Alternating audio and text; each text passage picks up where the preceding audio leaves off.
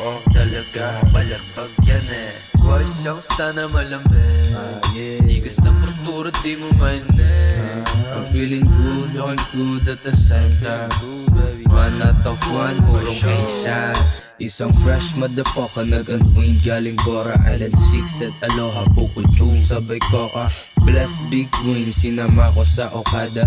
Lucky daw sa akin sa casino nakaparada. Sakso ni Sinatra, just yun nakabala. Pagtapos romansahin, ibalik yan sa kalsada. Ibaw ni Natik, attitude Rihanna. Daming tinatago, ala ko taga Wakanda. Walang suit and tie, pero tingin nila mafia. Nang angkin ng aba, parang si daw ng China. Bangkay sasabit pagka-smoke sa sagada. Gang sign, parang tangkay, di kasama. Di ka gang namin ipaputol daliri mo dun sa usa kaya kusa. Kahit walang sweet mom, dapat merong kusa. Madaling mag-flex, mag-attract ng pusa.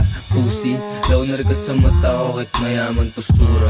Ilalapitan ka lang pag malungkot naka-Honda. Delusional na malamig ka lang tas nang bubola. Di ka playa gago, wag ako dugyot ka pa. Kahit pa mag-research ka sa na kayo. Ito tissue sa mga hinahagard dyan. Kinakabahan kasi baka masira na karir nila. Ito tissue, ito lagard dyan eh. Mga idol nyo, stress eating na.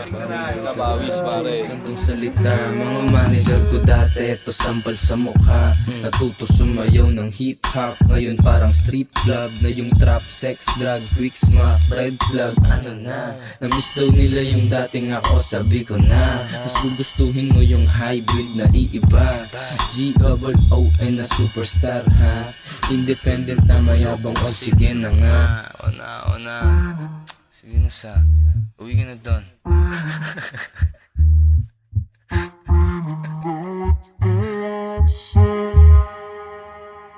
Sabay sa akin. Naka-play na to, tol. Wala na. Kami na talaga yung pinakabalagbag ngayon eh. Sa totoo lang. Sakay natin. Gamit na lang. Sexy na, tol. Dali na. Sa mga GTO yun eh. Sorry lahat kay Lord sa lahat ng kasalanan ko. Salamat sa lahat ng blessing.